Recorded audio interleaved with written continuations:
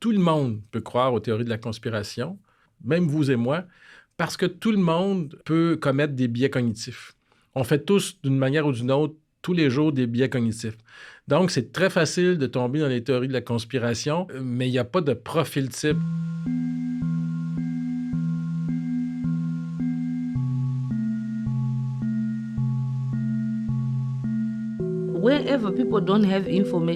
Lorsque les gens ne sont pas assez informés, ils émettent leurs propres théories et d'autres se font ensuite influencer par ces dernières. C'est propre à l'humain de chercher des réponses afin de combler le manque d'informations quand il existe un doute. C'est ce que nous avons vu récemment avec la COVID. Parce que les gens ne comprenaient pas la COVID, ils racontaient toutes sortes d'histoires. Certaines personnes croyaient que la Chine essayait de tuer le reste du monde. Ils ont aussi accusé d'autres pays et ils ont blâmé les compagnies pharmaceutiques. Why do you keep calling this the Chinese virus? There are reports of dozens of incidents of bias against Chinese Americans in this country. Your own aide, Secretary Azar, says he does not use this term. He says ethnicity does not cause the virus. Why do you keep using this? Because it comes from China. Racist. It's not racist at all, no, not at all. It comes from China. I have great love for all of the people from our country, but as you know, China tried to say at one point that it was caused by American soldiers. That can't happen. It's not going to happen. Not as long as I'm president. Semer le doute, chapitre 4. Au-delà du discours.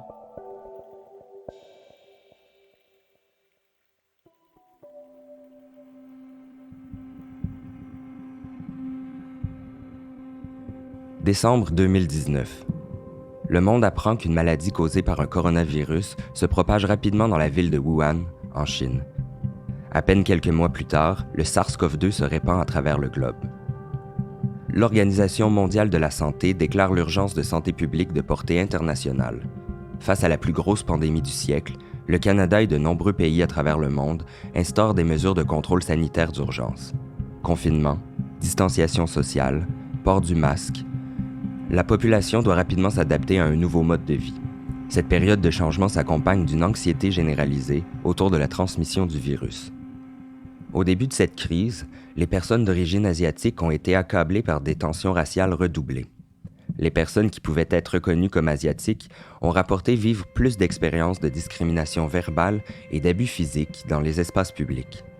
Aux États-Unis, le sociologue Russell Young souligne que la forte augmentation d'incidents haineux rapportés dans les médias a coïncidé spécifiquement avec l'utilisation par le président Trump de l'expression « virus chinois ». Il en vient à la conclusion que le langage politique a une influence importante sur la haine raciale et les violences qui y sont associées. Face aux événements bouleversants de nos sociétés, il y a cette tendance humaine à chercher les responsables, à blâmer l'autre. Il y a aussi ce réflexe, ancré dans l'héritage suprémaciste blanc des sociétés occidentales, d'associer injustement les maladies endémiques à des communautés ciblées comme minorités visibles. Cette attitude peut être alimentée et entretenue par les institutions gouvernementales, mais aussi par les médias. Le choix du traitement de l'information s'avère essentiel pour éviter de tomber dans l'ostracisation d'une communauté face à des maladies qui ne font ultimement pas la distinction de culture ou de couleur de peau. Le concept de panique morale autour des infections exprime bien ces propos. La panique morale est décrite par des épisodes d'inquiétude intense autour d'un groupe ou d'un événement particulier. Les périodes de panique morale ont tendance à émerger et à se dissiper rapidement. Souvent, la panique morale entraîne une réaction généralisée du public à l'égard d'un groupe spécifique de personnes jugées comme déviants ou néfastes pour le bien de la collectivité. La chercheure Gabriela Capurro précise que les paniques morales ne sont pas des épisodes aléatoires et irrationnels. Au contraire, ce sont des moments de tension et de lutte de pouvoir opposant des groupes qui ont des intérêts divergents. Pendant la pandémie, les médias québécois ont contribué à alimenter la panique morale envers certains groupes de personnes méfiantes à l'égard des consignes gouvernementales. Journal de Montréal. Les covidios à l'ouvrage. La presse. Les covidios et nous. Journal de Montréal. Voici 10 exemples marquants de covidiotie. Journal de Montréal. Au pays des touristatas. La presse. Les édentés. Journal de Montréal. Covidio dans un centre d'achat.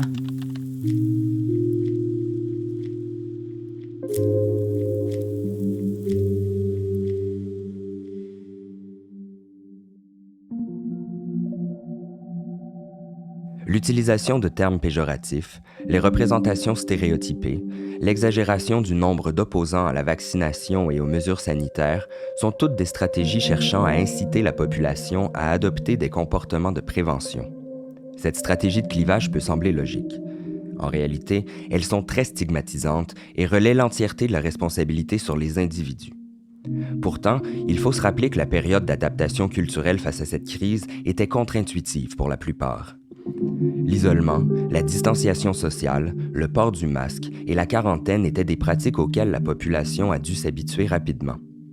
Les consignes des gouvernements comportaient souvent des zones grises, difficiles à interpréter.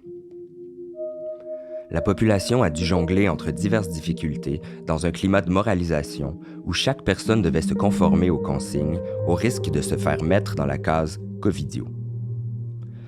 Dans un tel climat, il n'est pas surprenant qu'autant de personnes se soient tournées vers des théories conspirationnistes. Il en va de même avec la crise du sida dans les années 80. Le problème le plus majeur avec les théories conspirationnistes est qu'elles compromettent la lutte au VIH et au sida au même titre que la stigmatisation, le racisme, le sexisme, l'homophobie et la transphobie. Elles détournent l'attention et les ressources nécessaires à l'éradication du virus. Ce climat social délétère contribue à désinformer les populations touchées sur l'importance de la prévention, la nécessité du dépistage et sur la disponibilité du traitement, qui non seulement prolonge la vie, mais qui est un outil majeur de prévention. En se penchant sur la question, le négationnisme du VIH-Sida mérite qu'on lui porte une attention particulière parce qu'il mine la confiance du public envers la science, la médecine et la santé publique. Mais qu'est-ce qu'on peut faire concrètement? C'est ça que nous voulons explorer dans cet épisode. Malheureusement, il n'existe pas de recette miracle, mais on a demandé à nos invités ce qu'elles faisaient dans leur quotidien pour combattre la désinformation. On vous présente des pistes de réflexion qui ont aussi guidé la conception de ce balado.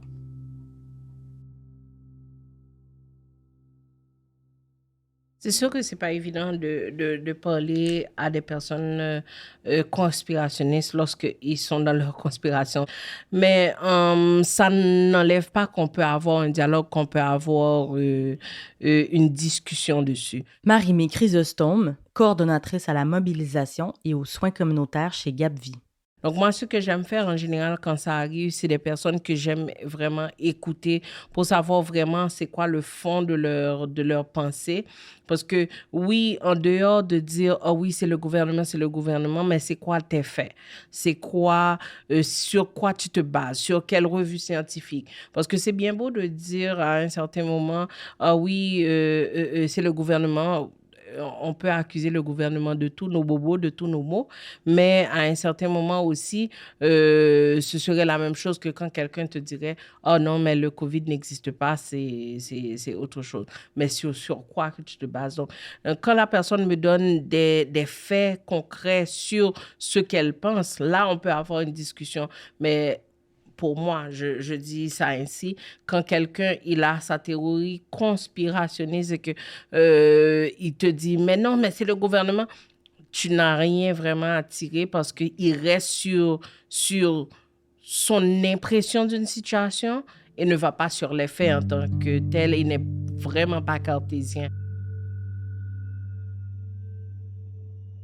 Les gens qui sont dans le conspirationnisme, ce qui est important pour eux, c'est pas les faits, c'est l'histoire, c'est le narratif dans lequel ils sont entraînés. Ils se font des autofictions. Alors, dans le contexte où on leur dit que moi, je fais partie d'une institution, je suis payé par le gouvernement, donc je les méprise, ils vont chercher à me provoquer, à m'amener dans un discours que moi j'appelle binaire émotionnel, hein, eux et nous, et à me faire sortir de mes gonds pour que je les envoie chier, pour que je leur dise t'es un minable, Et à ce moment-là, je suis descendu à leur niveau. Je suis plus au niveau de la science, justement, je suis au même niveau qu'eux, au niveau des émotions. Et là, j'ai perdu la partie, entre guillemets. L'exemple que je prends toujours, je reviens toujours à un exemple de prof, là. Si j'ai un étudiant en classe qui me contredit, puis je dis « t'es bien niaiseux », pensez-vous qu'un jour, je vais pouvoir y apprendre quelque chose? Moi, oui, la conversation, elle peut se faire, elle peut être liée, mais je sais où je vais m'arrêter, où je vais aussi continuer à pousser parce que c'est quand même un apprentissage pour chacun d'eux. Je peux apprendre de la personne aussi, mais la personne peut aussi apprendre de moi et peut-être qu'on peut se changer les idées quand on finit par discuter.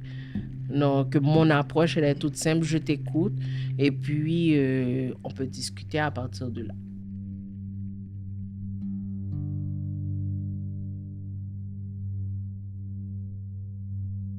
Martin Geoffroy a souvent été confronté à des discussions difficiles avec des groupes radicaux. C'est notamment arrivé lorsqu'il avait organisé un colloque sur le populaire groupe de pression d'extrême droite nommé La Meute. En 2018, on avait fait ici un colloque sur l'extrême droite et il y avait 30 membres de La Meute qui s'étaient pointés pour me chahuter parce que je faisais une conférence sur eux. Et puis nous, en fait, on les avait pas confrontés, on avait refusé. Ils cherchaient une confrontation, justement, en nous chahutant, et on les avait endurés toute la journée. Puis ils venaient au micro, puis ils posaient pas vraiment des questions. Ils nous disaient qu'on était dans le champ, puis tout ça. On était super polis, puis on les a pas mis dehors. Et 6 mois plus tard, il y a 6 personnes de La Meute qui m'ont contacté puis qui m'ont dit « vous aviez raison, ça fonctionne comme une secte, on est sortis maintenant, puis on s'en rend compte. » Donc, je leur ai souvent demandé « Qu'est-ce que j'ai fait cette journée-là? » Parce que je ne les ai pas débunkés, ces journées-là. Je ne me suis pas ostiné. C'est justement ce que vous avez fait cette journée-là, vous ne nous avez pas ostinés, vous nous avez reçus, vous avez été respectueux, puis nous autres, on a été irrespectueux. Mais il y a 6 personnes là-dedans qui ont commencé à remettre en question, à partir de ce moment-là, leur croyance, là.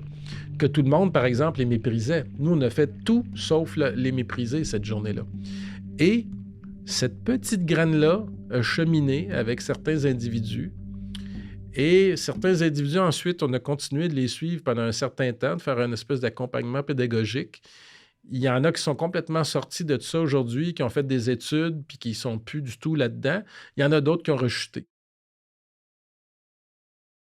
Le respect, la compassion, l'écoute, ce sont toutes des valeurs qui pèsent dans la balance lorsqu'on veut entrer en dialogue avec des personnes qui ont des croyances alternatives au discours scientifique.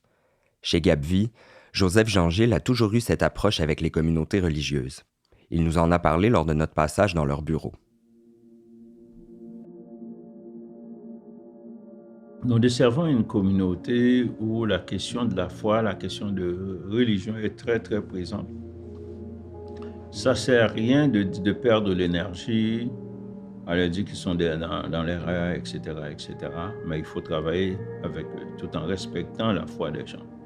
Donc c'est ça qu'on a réussi à faire dans le cadre de notre programme pour une réponse interreligieuse au sida dans les communautés haïtiennes et africaines.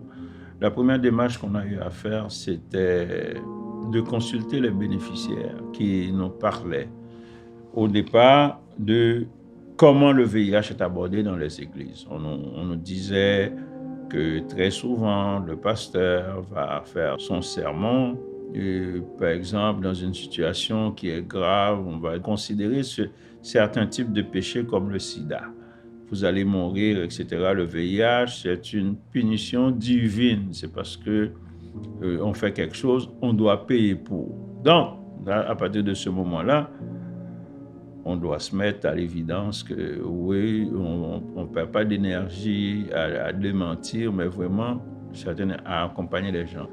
En deuxième étape, avec leur autorisation, on a rencontré un petit groupe de pasteurs pour leur dire voilà l'état de la situation dans votre église, etc.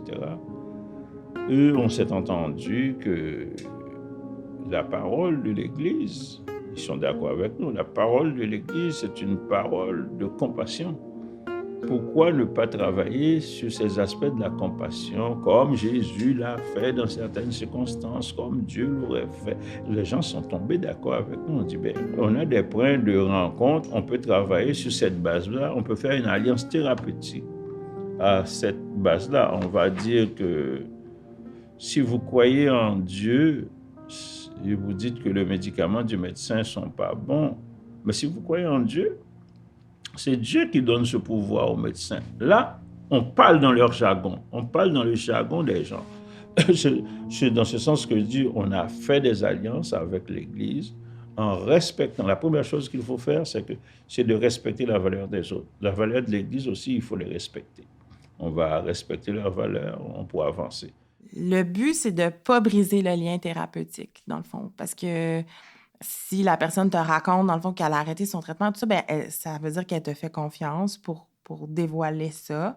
Et puis, c'est de continuer de faire le suivi pour voir un peu l'évolution de sa pensée sur le traitement. Donc, les approches à éviter, il faut éviter d'être dans confrontation là, avec la personne. Donc, juste accepter que les croyances ou peu importe de la personne, ce soit ça. Ça peut être difficile quand même parce que comme scientifique puis comme clinicien, on a tous ces patients qui prennent leur traitement puis qui réussissent à avoir une vie normale, avoir des bébés, etc. Puis, je veux dire, comme être devant un patient qui ne refuse de se faire traiter, ça peut être confrontant, justement, mais il faut mettre un peu de côté la partie « mais je le sais, ce qu'il te faut ». Puis essayer de mieux comprendre les raisons là, qui poussent le patient à arrêter le traitement. Dans notre société, on a de grosses lacunes au niveau de l'éducation scientifique.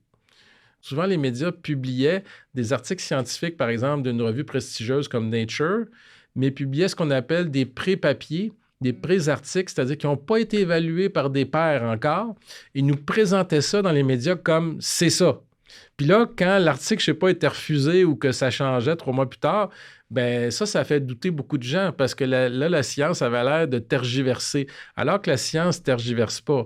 La problématique, c'est que entre le temps que la science utilise pour évoluer et le temps que l'actualité utilise pour évoluer n'est pas le même temps. La science, c'est beaucoup plus long. Mais là, les journalistes veulent savoir tout de suite c'est quoi le résultat de la recherche.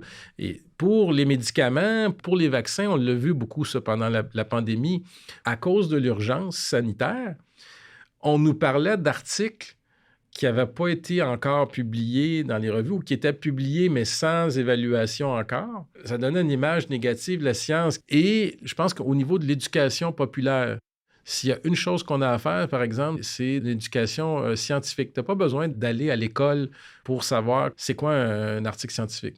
Moi, je montre à mes étudiants en première année de DEC, là, tu vas en faire une vraie recherche sur Internet, va voir si l'article a été évalué dans une revue savante qui a un certain sérieux. Et y a-tu un comité de lecture? C'est-tu des profs d'université? Puis l'article, a-tu été évalué par 3 spécialistes minimum? Tu n'as pas besoin d'être un spécialiste. Comme moi, je ne suis pas un spécialiste là, en médecine. Je fais confiance parce que je sais que c'est des revues évaluées par les pairs. Il est là le problème, c'est qu'en ce moment, on ne fait pas la différence entre un article scientifique et un article non scientifique, une source scientifique et une source non scientifique.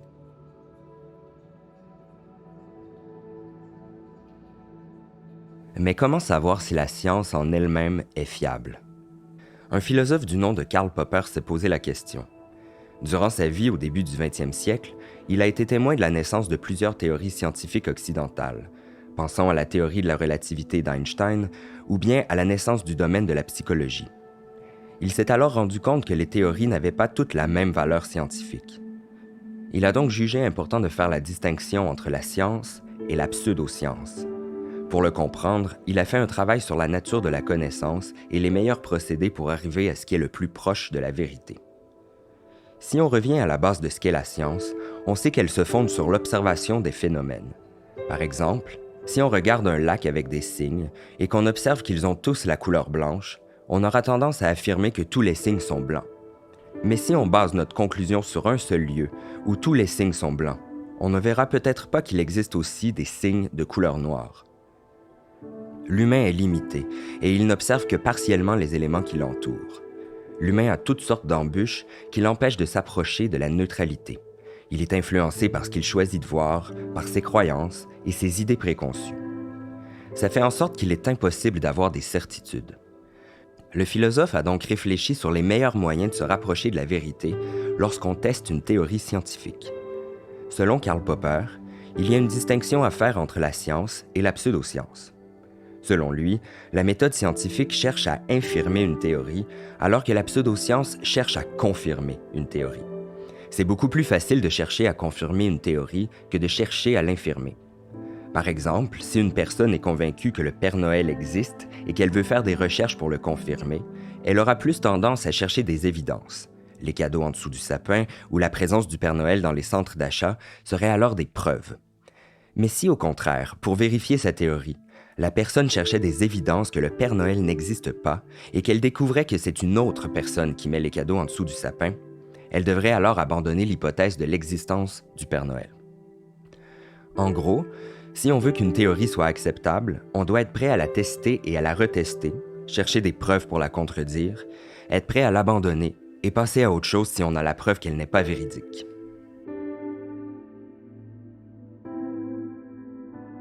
Les efforts, c'est d'abord un effort de vulgarisation, parce que des fois c'est très complexe.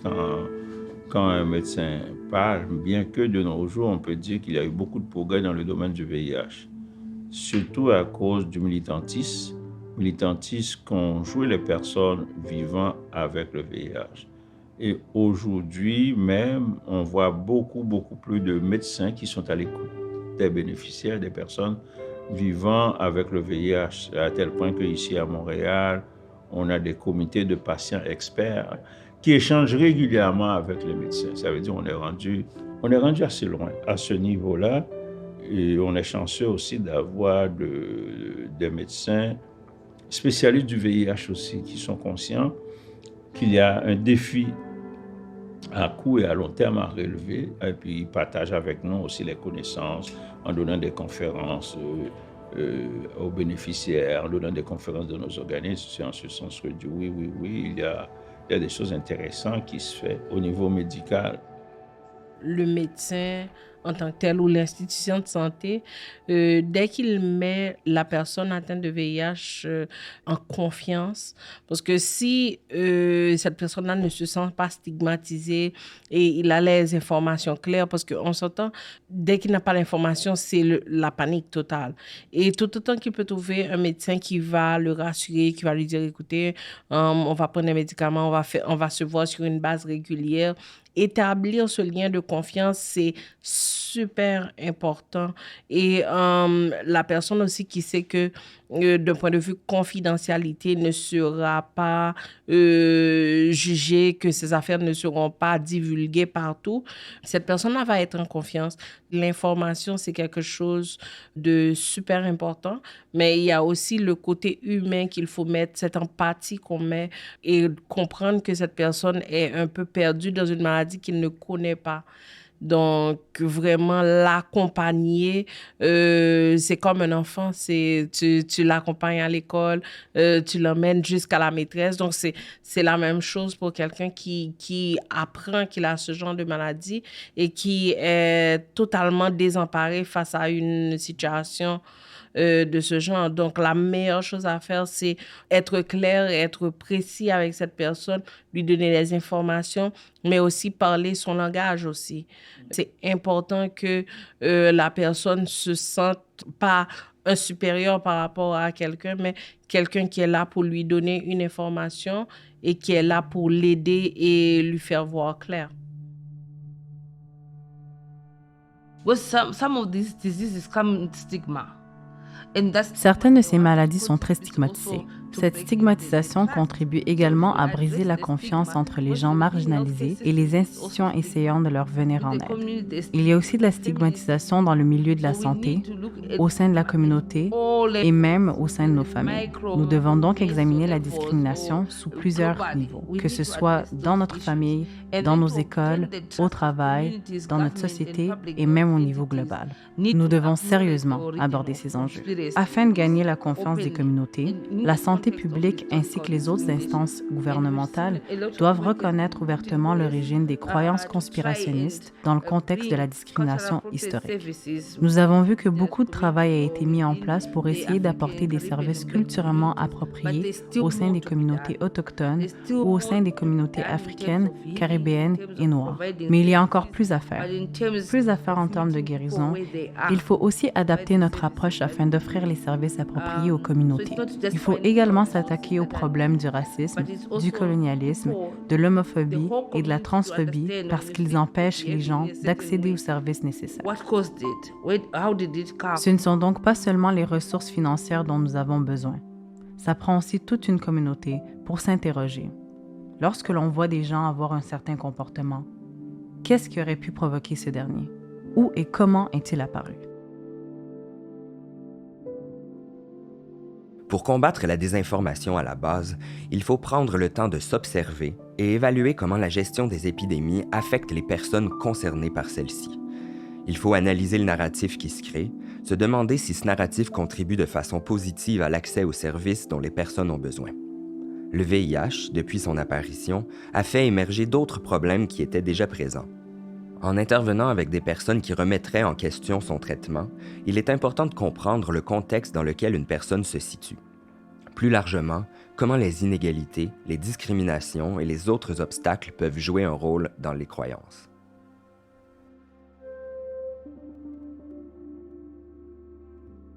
Je rêve du jour où nous serons en mesure de fermer Gapvi, dans la mesure où il n'y a plus de cas de VIH ni de sida dans notre communauté. Donc, à quoi ça sert Gapvi? Bon, c'est sûr qu'avec la pandémie de la COVID, on disait une chance qu'on avait eu le VIH parce que notre expertise du VIH nous a permis de foncer dans la question de la COVID, dans la prise en charge des personnes vivant avec le VIH. Donc, c'est en ce sens que je dis oui. Il faut regarder vraiment comment accompagner nos populations vulnérables face à toute épidémie émergente.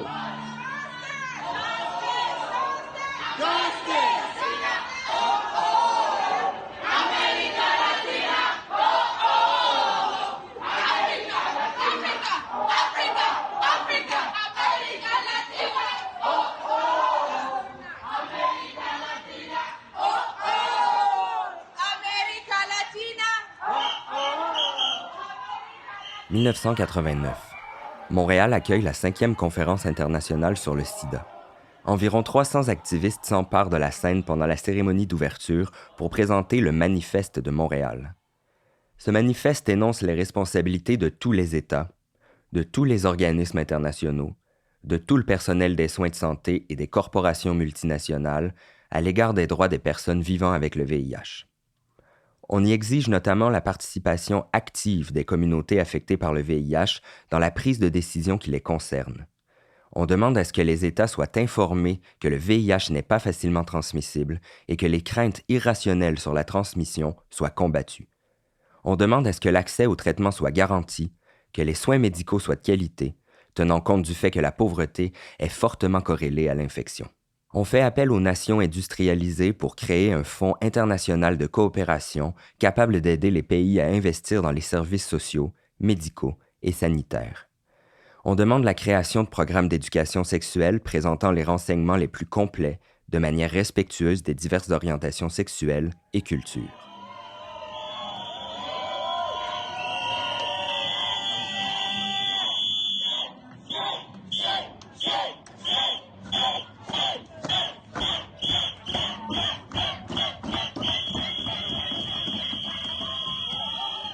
À l'occasion du retour de la Conférence internationale sur le sida à Montréal en 2022, les 34 organismes membres de la Coalition des organismes communautaires québécois de lutte contre le sida, la COCSIDA, ont publié une nouvelle version du texte, le Manifeste de Montréal 2022. Cette édition révisée rappelle que plutôt qu'un manque de connaissances scientifiques, c'est aujourd'hui le manque de ressources, la stigmatisation et les discriminations qui empêchent les personnes d'accéder à la prévention et aux soins requis au maintien de leur santé.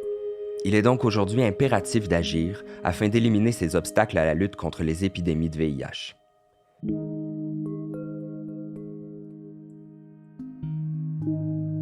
Les théories du complot naissent de la peur, de l'inconnu, d'un manque d'éducation ou de la transmission de mauvaises informations. Ces enjeux ont souvent pour cause l'inaction politique, la couverture médiatique biaisée ou maladroite, ou tout simplement la haine de la différence. Très souvent, les conspirations sont un symptôme d'expériences négatives avec la société. La prochaine fois que vous entendrez un discours conspirationniste, questionnez-vous sur ce qui a pu amener la personne à y croire. Vous y découvrirez peut-être des raisons plus profondes qu'un simple refus de certaines normes. Se remémorer l'histoire des épidémies de VIH-Sida, sensibiliser au sujet des dérives passées et actuelles, dans toute leur complexité, c'est prendre conscience du contexte dans lequel émergent les infections et de réfléchir à la nature sociale des maladies.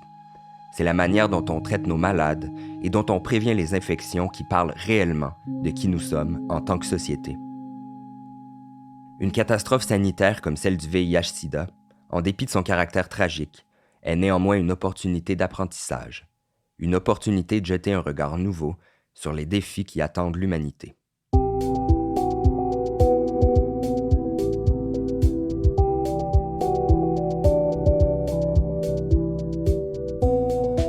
Ce podcast est une production du portail VIH-Sida du Québec et une réalisation de Justine Massicotte.